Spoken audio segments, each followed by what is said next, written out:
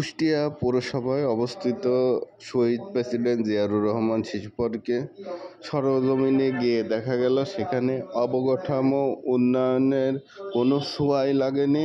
পৌরবাসীর একমাত্র বিনোদন কেন্দ্রটি অবহেলায় পড়ে আছে। সেখানে যে অবকাঠামোগুলো নির্মাণ করা হয় সেগুলো রক্ষণাবেক্ষণ না করাতে জরাজীর্ণ অবস্থায় পড়ে আছে। দিন দিন এই বিনোদন কেন্দ্রটি দর্শনার্থী হারাচ্ছে। মানে তেমন উন্নয়নমূলক কাজ নাই। অনেক দিন সে যে আগের যে কাজ ছিল সেই পুরাতনগুলাই সব আছে। দর্শনার্থী কেমন আসে ভাই?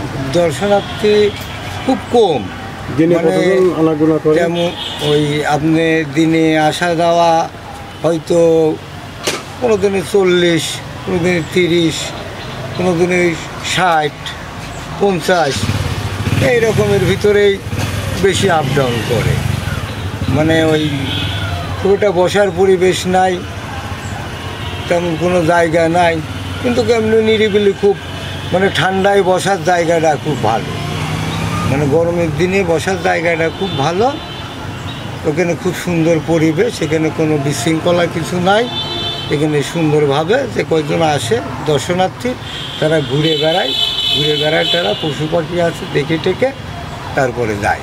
কোনো অসামাজিক কার্যকলাপ হয় না, এরকম ধরনের কোনো কার্যকলাপ এখানে হয় না। এপ্রিল মের দিক আছে, এই 7-8টা শুরু হয়। ওই এটা 3 মাসের কোর্স, এটা হচ্ছে 6 মাস ধরে চলে। কুষ্টিয়া পৌরসভায় অবস্থিত শহীদ রাষ্ট্রপতি জিয়াউর রহমান শিশু পার্কের অবকাঠামো উন্নয়ন না হওয়াতে এখানকার দিন দিন দর্শনার্থী হারাচ্ছে। ভিতরে সরজমিনে গিয়ে দেখা গেল ভিতরের অবকাঠামোর কোনো উন্নয়ন নাই, বসার মতো কোনো স্পেস নাই, ঝোড় জঙ্গল দিয়ে ভরা। এই জন্যেই শহরবাসীর একমাত্র বিনোদনের স্থান এই শহীদ রাষ্ট্রপতি জিয়াউর রহমান শিশু পার্ক। সেখানে দর্শনার্থী দিন দিন হারিয়ে যাচ্ছে।